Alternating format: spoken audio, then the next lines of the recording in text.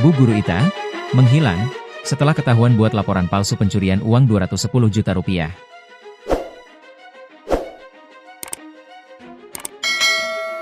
Kabar terbaru Roma Yulita alias Ita setelah ketahuan buat laporan palsu pencurian uang 210 juta rupiah. Ternyata Ibu Guru Ita, menghilang, setelah kebohongannya menjadi korban pencurian uang 210 juta rupiah terbongkar. Sebab Bu Guru Ita sudah sempat melapor ke Polsek Sekupang terkait pencurian uang itu. Alhasil polisi menyelidiki laporan Ibu Guru Ita yang mengaku kehilangan uang 210 juta rupiah di dalam mobil yang dia parkir di KFC Tiban pada Senin, 14 Juli 2025. Awalnya perkara yang dilaporkan guru berstatus PNS ini menjadi atensi publik karena kerugiannya cukup besar. Polisi Polsek Sekupang pun menindaklanjuti dengan melakukan penyelidikan mendalam. Ironisnya, polisi justru menemukan fakta mengejutkan. Sebab guru yang mengajar di SMAN Batam Kecamatan Sekupang ini ternyata berbohong. Kebohongan Ita diakui untuk menghindari penagih utang yang pinjamannya sudah mengalami jatuh tempo. Setelah kebohongan Ita terungkap, tampaknya guru pengajar ekonomi tersebut tidak hadir ke sekolah, alias menghilang.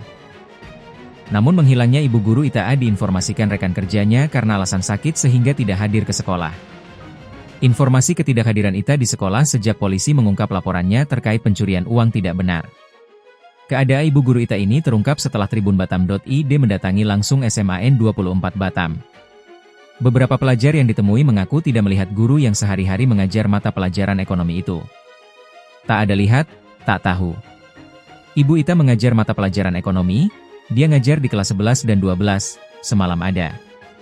Sekarang tak tahu, sebab tak lihat, ujar seorang pelajar kelas 11 ketika ditemui di lingkungan SMAN 24 Batam, Kamis, 24 Juli 2025. Guru lain di SMAN 24 Batam juga mengonfirmasi ketidakhadiran Rosma Yulita.